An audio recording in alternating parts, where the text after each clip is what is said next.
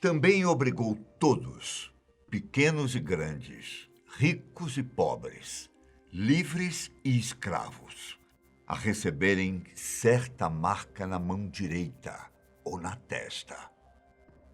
Muitos utilizam essa passagem bíblica de Apocalipse 13, versículo 16, como forma de criticar uma realidade que está entre nós, a da implantação dos chamados biochips. Já outros vão além e apostam que a tal marca da besta não será um dispositivo, mas sim uma tatuagem na pele, ou mesmo um código QR em nossos telefones. Depois que a China começou a usar esse tipo de código por conta da pandemia, muitas pessoas fizeram comparações com os versículos seguintes daquele capítulo. Aqui é Ivan Lima e você é muito bem-vindo. Bom, para que ninguém pudesse comprar e nem vender, a não ser que tivesse a marca, que é o nome da besta, ou o número do seu nome.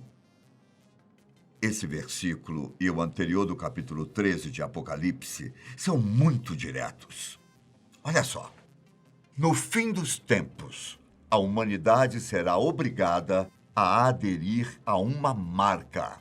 Aqueles que não a tiverem terão sua liberdade retirada por quem estiver no comando do mundo. Agora, veja o cenário chinês. Como forma de diminuir os riscos de propagação da doença, o governo implementou uma espécie de código de saúde, em que é possível ver como está a saúde de cada pessoa e, a partir disso, delimitar em quais lugares ela pode ir.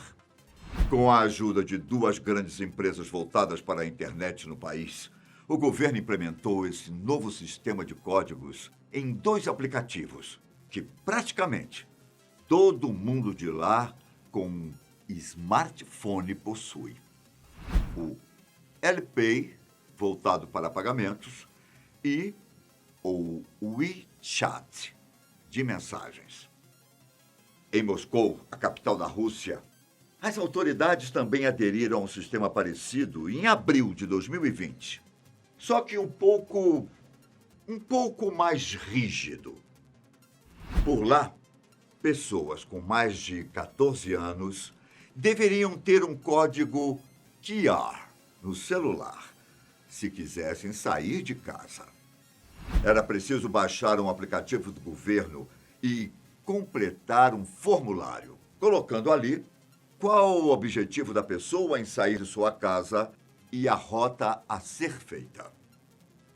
Um código QR seria enviado para o smartphone, para que as autoridades pudessem verificá-lo nas ruas e em estabelecimentos. Aqueles que fossem encontrados sem permissão ou tivessem repassado informações falsas, receberiam uma multa. Em julho, o Chile também acabou implementando um sistema parecido, com o acréscimo de que as pessoas tinham dias limitados para sair de casa. E o código QR teria algumas horas de validade. E em meio a essas ferramentas, uma aposta da ciência para o futuro é a implantação de chips, que deixariam ainda mais dinâmica a verificação de informações dos cidadãos. Se isso te parece futurista, fique sabendo que dispositivos como esse já são usados para muitas outras coisas ao redor do mundo. Em alguns países, e até mesmo aqui no Brasil, os biochips ajudam algumas pessoas com tarefas simples, como abrir a porta de casa ou de um escritório, simplesmente aproximando a mão da maçaneta, que terá um sensor. Agora, cientistas estão vendo a possibilidade de chips armazenarem outros tipos de informações, incluindo o histórico médico, por exemplo, ou mesmo podendo monitorar sinais vitais. Alguns desses chips são tão pequenos que até parecem um grão de arroz e podem ser envoltos em uma camada de vidro para evitar inflamação no organismo ou oxidação. Embora hoje em dia eles não sejam capazes de realizar o diagnóstico preciso de uma doença, os cientistas são esperançosos quanto ao cenário de tudo isso no futuro, podendo ser bastante diferente do atual. Com o avanço da tecnologia, esses biochips poderiam ser usados como uma espécie de monitoramento de diagnóstico, para que pacientes não precisem retornar ao hospital com muita frequência, ou mesmo melhorar pontos fracos e aprimorar habilidades do ser humano. Mas aqui, nós entramos em um tópico que dá muito pano para manga, sobre biohacking e transhumanismo. Se quiserem saber mais sobre esses conceitos, me contem nos comentários que podemos preparar um vídeo sobre eles, ok?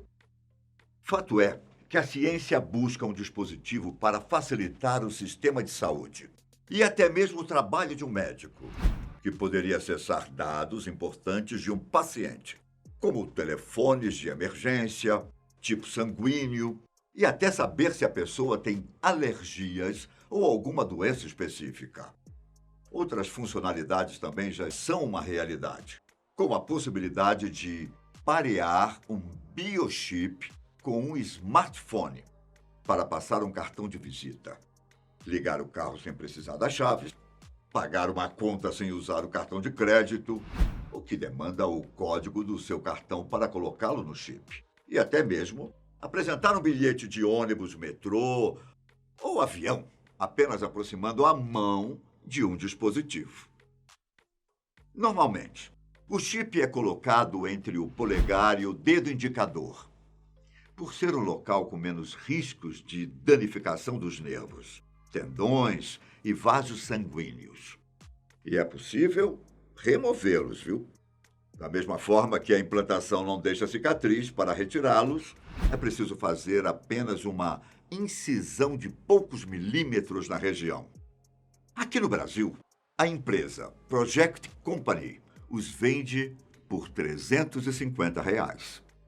Só que é preciso ficar atento às fake news, que se aproveitam desse tipo de conteúdo.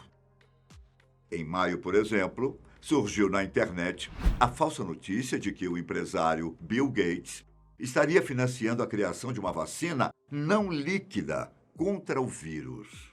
A notícia ainda dizia que a tecnologia seria um microchip implantado na pele.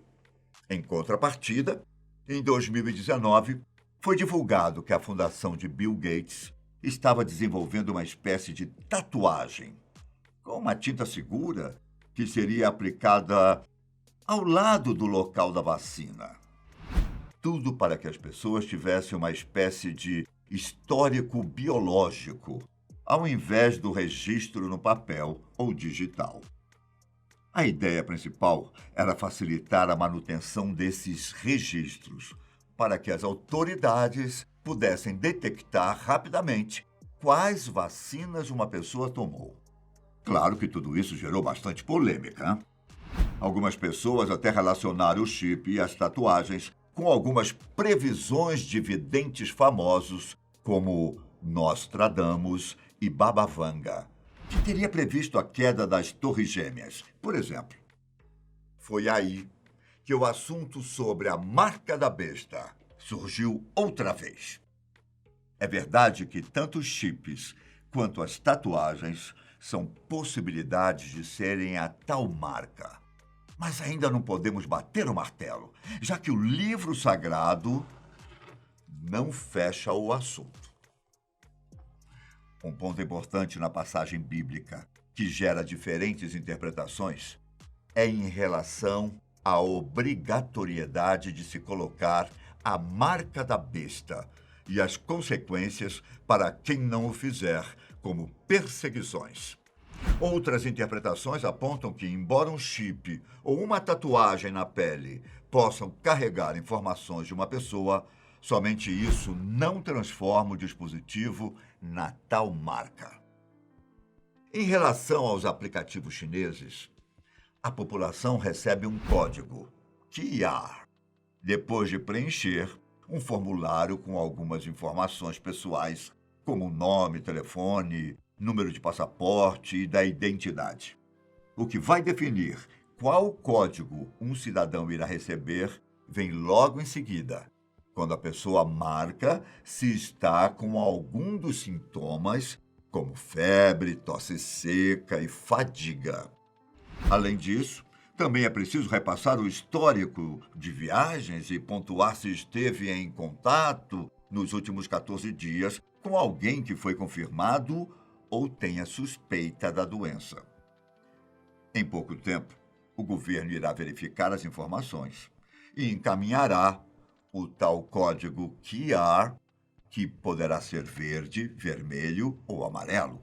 Quem estiver com o código verde pode andar normalmente pelas cidades, passear em shoppings, restaurantes e pegar o metrô. Quanto aos que receberem o código amarelo, todos devem ficar em quarentena por 7 dias. Já aqueles que recebem o vermelho devem ficar 14 dias de quarentena. Ainda no caso do código amarelo e vermelho, as pessoas serão impedidas de entrar em qualquer estabelecimento que esteja monitorando a entrada com os códigos. E isso gerou muitas críticas, já que existem pessoas que não possuem smartphones e algumas podem receber um código errado, sendo obrigadas a entrar em quarentena. Os códigos de saúde não são obrigatórios para toda a população, mas é quase como se fossem, pois muitos estabelecimentos em várias cidades do país aderiram à ferramenta. O outro uso do código, interpretado como uma invasão de privacidade, está relacionado ao monitoramento dos cidadãos em áreas públicas. O objetivo é localizar pessoas que possivelmente estiveram em contato com alguém que foi confirmado o diagnóstico e passou por um lugar onde muitos também frequentam. A ideia é que os códigos de saúde e os dados coletados sejam deletados à medida em que a doença recue no país. Em abril, por exemplo, habitantes de algumas cidades já não precisavam mostrá-los. Só que em outras regiões, onde a população é maior, ainda era necessário apresentar a ferramenta. O medo de algumas pessoas é de que o governo transforme o código em outro tipo de ferramenta de controle. O que você acha sobre tudo isso? Aguardo o seu comentário e um forte abraço. Até mais. Tchau.